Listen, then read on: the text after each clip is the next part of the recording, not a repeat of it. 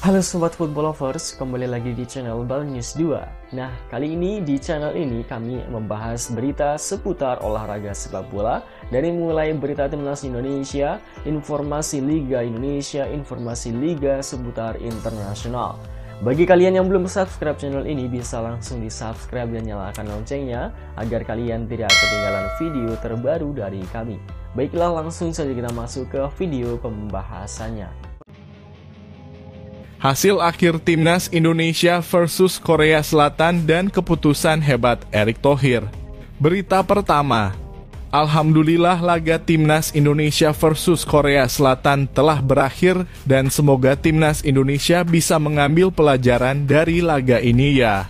Berita kedua, Ketua Umum PSSI Erick Thohir memenuhi janjinya kepada pelatih Shin Tae-yong usai target yang dibebankan bisa tercapai berupa perpanjangan kontrak hingga 2027.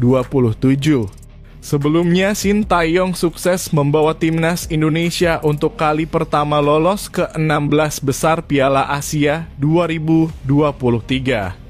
Terbaru, Shin Tae-yong berhasil mengantarkan timnas U23 Indonesia melenggang ke perempat final Piala Asia U23 tahun 2024. Di 8 besar Piala Asia, timnas U23 Indonesia berjumpa Korea Selatan.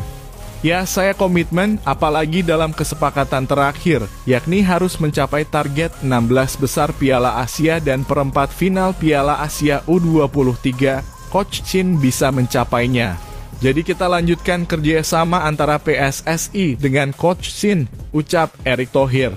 Usai perpanjangan masa bakti, Erick Thohir langsung membahas program untuk 3 tahun ke depan bersama pelatih asal Korea Selatan itu. Kami juga bicara soal kesiapan para pemain, tutur Erick Thohir. Ini kesempatan emas untuk lolos Olimpiade, jadi harus benar-benar dimanfaatkan, peluang tidak datang 2 kali, ujar mantan Presiden Inter Milan itu. Diakui Erick Thohir, tangan dingin Shin Tae-yong diyakini akan menjadikan pasukan merah putih ditakuti di kancah internasional. Di ranking FIFA, timnas Indonesia kini menduduki urutan ke-134. Saat ini kami tengah memiliki generasi emas sepak bola Indonesia, kata pria berusia 53 tahun itu. Kita punya para pemain berusia muda yang secara skill dan mental bisa bersaing di level Asia dan internasional. Apalagi kesempatan bagi mereka sangat besar untuk melangkah lebih jauh. Ini harus dijaga, sekaligus dipersiapkan penerusnya dalam waktu yang singkat, ujarnya. Pemain timnas U23 Indonesia merasa beruntung dilatih oleh juru taktik asal Korea Selatan, Shin Tae-yong. Hal tersebut diungkapkan oleh Kapten timnas U23 Indonesia, Rizky Ridho. Diakui Rizky Ridho, Shin Tae-yong mengubah segala hal. Rizky Ridho sendiri selalu rutin mendapat panggilan dari Shin Tae-yong ke tim nasional Indonesia. Kerja dari beliau memang disiplin, ucap Rizky Ridho, dan sangat baik karena mengubah mental dan fisik. Saya beruntung mendapat pelatih seperti dia, kata pemain Persija Jakarta itu. Dia menambahkan skuad Garuda Muda enggan terlena menyikapi hasil di fase grup A Piala Asia 2024. Menghuni grup A, timnas U23 Indonesia tercatat meraih 2 kemenangan dan 1 kekalahan. Sebelumnya, Shin Tae-yong dikontrak PSSI sejak Januari 2020 di era kepemimpinan Muhammad Iriawan atau biasa yang akrab disapa Iwan Bule. Terbaru, Shin Tae-yong dengan PSSI pimpinan Erick Thohir dilaporkan sudah sepakat memperpanjang masa bakti hingga 2027.